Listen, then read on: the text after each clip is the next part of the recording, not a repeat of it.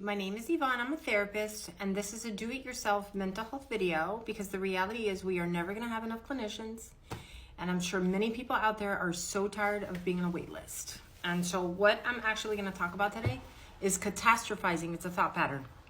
And I'm going to start with a story to kind of illustrate what that looks like. I'm married to this wonderful man, and he owns a catering company. We make paella, and paella is magic. But when he first started out, it was just really the two of us for a lot of events. And so I would go with him with two events to help, cook the pie and stuff. And I just remember one time we were on our way to an event. And it was small. It was only like 50 people, so it wasn't like this huge wedding. And we're on our way when suddenly my husband almost like starts to hyperventilate. Like he gets really nervous, he's upset, he's like, oh my God, I can't believe it, damn it. And like he's getting really upset. And I'm thinking, good God, what happened? And so I say, what's going on? And he goes, I forgot to pack the aluminum foil. So what I think immediately is, okay, well, there's like 800 grocery stores between where our car is and where the venue is. So I'm like, okay, well, I mean, that's not such a big deal. Like we could just pull over and get some aluminum foil, no big deal. But what I noticed is that he had a really hard time with it because what ended up happening is forgetting aluminum foil suddenly translated into we are going to be homeless. And what that looked like in his head was, I forgot the aluminum foil, so it means I'm a failure, so it means nobody is ever going to hire me again, which means investing in this business was a huge mistake. We're going to run out of money, we're going to lose our house, and we're going to end up homeless. That is literally what happened in his head. And that, as a therapist or in therapy, that is something that we know of is a thought pattern called catastrophizing, where one tiny little thing happens and your brain takes you on a journey to like the worst catastrophe ever. It's like beyond worst case scenario. And it's very frustrating and it triggers a lot of distress, a lot of anxiety, a lot of fear, and it has a ton of consequences. Now, if this resonates with you, if this sounds familiar, pay attention because I'm gonna offer something that you can do to kind of navigate that thought pattern and start to change it. But I will tell you this, when therapists say that you need to do the work and that therapy involves work, I'm not kidding you that this is exactly what we're talking about. Like this is what it means to do work. And so what it could look like is, because catastrophizing is such a thought pattern thing, right? It's all happening up in your head and you feel like you're spiraling. I'm not going to tell you to just stop thinking that way. That's ridiculous. Of course you want to stop thinking that way, but it's not that easy because chances are that thought pattern has existed for a really long time. It's like deeply ingrained in your brain. So to tell you just stop thinking that way, probably not going to happen. What I encourage clients to do, and it's a step-by-step process.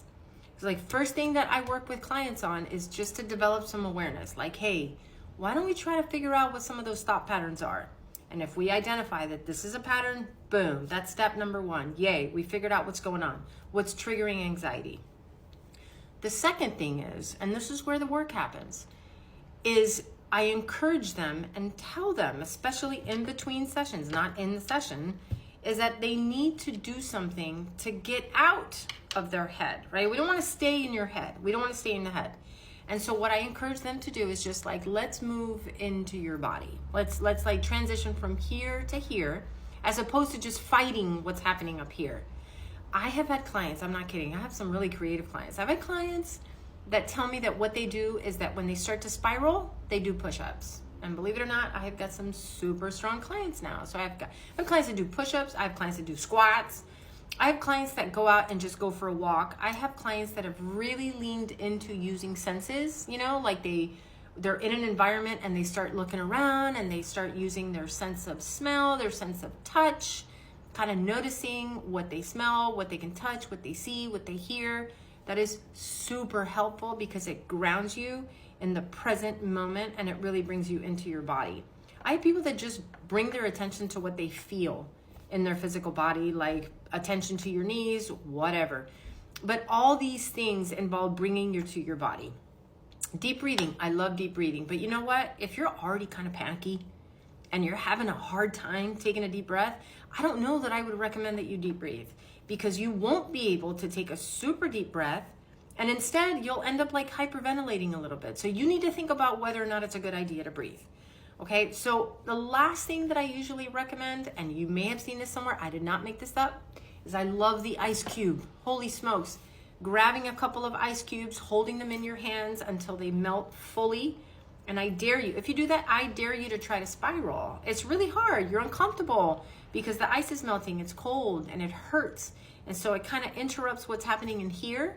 And it also interrupts like that fight or flight response that sometimes is triggered when our brain is taking us on a journey into this awful catastrophe in the future. And so those are all things that you can try. Remember, it's not an overnight. If you have this thought pattern, chances are you've had it for a really long time. So be patient with yourself and never forget, you have to be uncomfortable. Like doing this kind of stuff is going to trigger a lot of discomfort. It's going to feel weird, and that's okay, because if you're not feeling uncomfortable, then you are not doing work, and guess what? You're not going to grow. So give it a try. The end.